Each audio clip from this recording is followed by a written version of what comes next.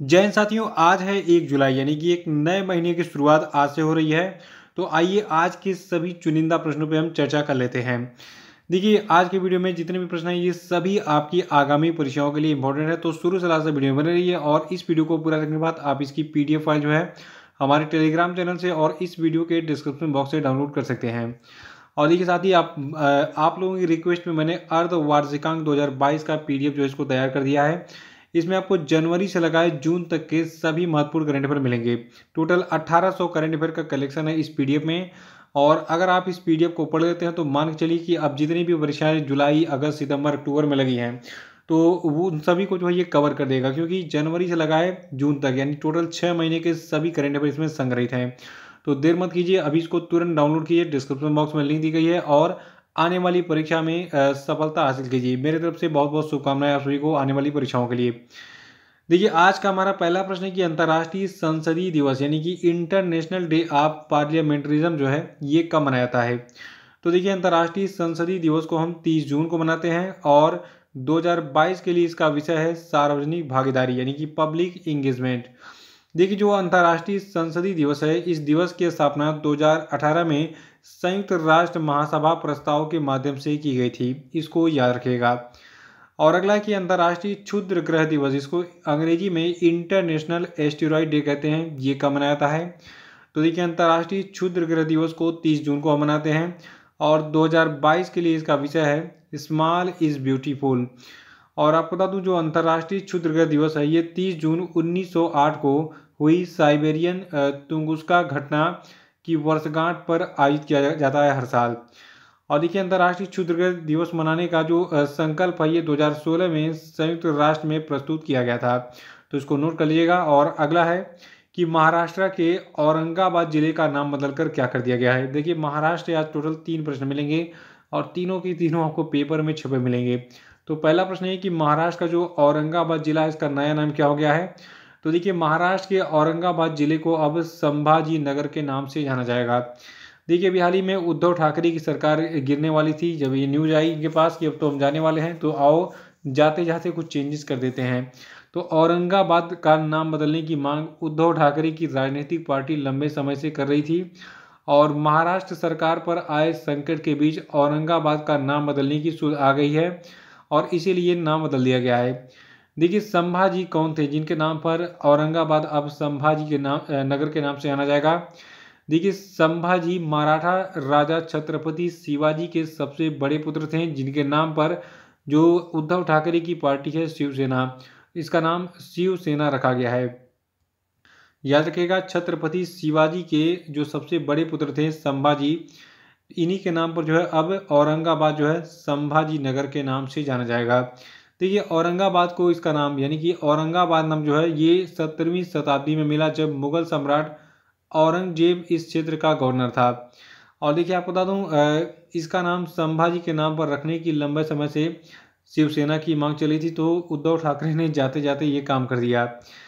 और देखिए, अगला प्रश्न है कि क्यूएस बेस्ट स्टूडेंट सिटीज 2023 के अनुसार दुनिया भर के छात्रों के लिए रहने के लिहाज से भारत में सर्वोच्च रैंक वाला शहर कौन सा है।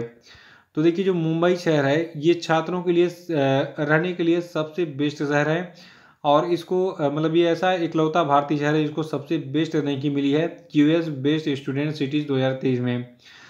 देखिए, जो आपका QS best student cities 2023 ranking था, इसके अनुसार दुनिया भर के छात्रों के लिए रहने के लिए लिहाज से भारत में सर्वोच्च अंक पाने वाला शहर कौन सा है, मुंबई है। और मुंबई की जो ग्लोबल रैंकिंग है ये 103 है। और देखिए, भारत का एक और शहर है बेंगलुरु, ये 114वीं रैंक पे है। चेन्नई की जो रैंकिंग है 125वीं है और दिल्ली की रैंकिंग 129वीं है, किस मामले में, दुनिया भर के छात्रों के लिए रहने के लिहाज से। और देखिए, मुंबई का जो ओवरऑल स्कोर था इस रैंकिंग को प्राप्त करने के लिए था 48.5, बेंगलुरु का स्कोर था 42.9 और चेन्नई का स्कोर 37.3 और दिल्ली का स्कोर 36.2 है। देखिए, जो आपका QS best student cities ranking है ये छात्रों को उनके अध्ययन निर्णयों के लिए रिलेवेंट फैक्टर्स की एक सीरीज के बारे में स्वतंत्र डेटा देती है, जिसमें छात्रों की सामर्थ्य, जीवन की गुणवत्ता, विश्वविद्यालय का मानक और उस डेस्टिनेशन में अध्ययन करने वाले पिछले छात्रों के विचार पर शामिल होता है। तो ये सारी चीज़ें ध्यान में रखी जाती हैं ये रैंकिंग जारी करने के लिए। तो याद रखिएगा, दुनिया भर के छात्रों के लिए रहने के लिहाज से भारत में सर्वोच्च रैंक वाला शहर आपका मुंबई है। और अगला प्रश्न है कि हाल ही में किसने महाराष्ट्र के मुख्यमंत्री पद से इस्तीफा दे दिया। तो देखिए, उद्धव ठाकरे ने हाल ही में महाराष्ट्र के मुख्यमंत्री पद से इस्तीफा दे दिया है। इनकी सरकार गिर गई है, अल्पमत में इनकी सरकार आ गई थी। देखिए, ये जो फैसला है ये सुप्रीम कोर्ट के द्वारा उद्धव ठाकरे के नेतृत्व वाली महाविकास आघाड़ी, जो जिसको शॉर्ट में जो है MVA नाम दिया गया था, तो महाविकास आघाड़ी गठबंधन वाली सरकार को विधानसभा में फ्लोर टेस्ट लेने के लिए महाराष्ट्र के राज्यपाल के निर्देश पर रोक लगाने की इनकार के तुरंत बाद हुआ था। और देखिए, अब जब ये गए हैं तो इनके बाद कोई आएगा भी। तो देखिए, प्रश्न हमारा ये है कि महाराष्ट्र के नए मुख्यमंत्री कौन बने। आप बताइए कमेंट बॉक्स में। मैं आपको 5 सेकंड का समय देता हूँ, देखते हैं कितने लोग समाचार पत्रों पे जो है विशेष जोर देते हैं, न्यूज़ पे, जो अच्छी न्यूज़ पे। देखिए, महाराष्ट्र के नए मुख्यमंत्री एकनाथ शिंदे बन गए हैं। देखिए, एकनाथ शिंदे पहले शिवसेना में थे, लेकिन भाजपा वालों ने इनको अपने पाले में ला लिया। तो बीजेपी के सहयोग से शिवसेना के जो बागी एकनाथ शिंदे हैं, ये महाराष्ट्र के नए मुख्यमंत्री बन गए हैं। देखिए, भारतीय जनता पार्टी के नेता देवेंद्र फडणवीस ने अभी हाल ही में महाराष्ट्र के नए उप मुख्यमंत्री के रूप में भी शपथ ली है। यानी कि महाराष्ट्र के नए मुख्यमंत्री हैं एकनाथ शिंदे और महाराष्ट्र के नए उप मुख्यमंत्री हैं कौन, देवेंद्र फडणवीस, जो कि पहले भी एक बार मुख्यमंत्री रह चुके हैं महाराष्ट्र के। और सातवां की हाल ही में दीपक पुनिया ने किर्गिस्तान के बिश्केक में अंडर-23 एशियाई कुश्ती प्रतियोगिता में कौन सा पदक जीता। तो देखिए, दीपक पुनिया ने हाल ही में कांस्य पदक जीता है अंडर-23 एशियाई कुश्ती चैंपियनशिप में। आपको बता दूं, ये टोक्यो ओलंपिक के विजेता भी रह चुके हैं। टोक्यो ओलंपिक इन्होंने पदक जीता था। तो टोक्यो ओलंपियन दीपक पुनिया ने किर्गिस्तान के बिश्केक में जो अंडर-23 एशियाई कुश्ती चैंपियनशिप 2022 चल रही है, इसमें इन्होंने, याद रखिएगा, 46 किलोग्राम के फ्री स्टाइल भार वर्ग में, कितने में, 46 किलोग्राम के फ्री स्टाइल भार वर्ग में मकसद सत्य बाल्डी, जो कि किर्गिस्तान के हैं, इनको हराकर ये कांस्य पदक जीता था। और आठवां की हाल ही में DRDO और भारतीय सेना ने किस राज्य में एक anti tank guided missile ATGM का सफलतापूर्वक परीक्षण किया। तो देखिए, अभी हाल ही में महाराष्ट्र में इस ATGM यानी कि एंटी टैंक गाइडेड मिसाइल का परीक्षण किया गया है।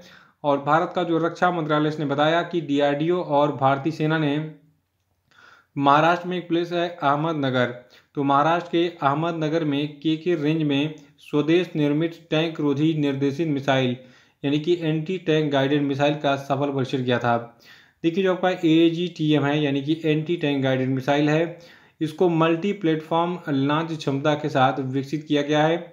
यानी कि ये कई सारे प्लेटफॉर्म से लॉन्च किया जा सकता है। और वर्तमान में MBT अर्जुन की 120 मिलीमीटर जो राइफल्ड गन है, इससे इसका तकनीकी मूल्यांकन परीक्षण चल रहा है, कुछ इस प्रकार से। तो इसको याद रखिएगा। और अब हम बात करेंगे आज के सभी क्वेश्चन अपडेट पे। देखिए, आज क्वेश्चन अपडेट का पहला प्रश्न है कि अंतर्राष्ट्रीय उष्णकटिबंधीय दिवस कब मनाया गया, बताइए जल्दी से।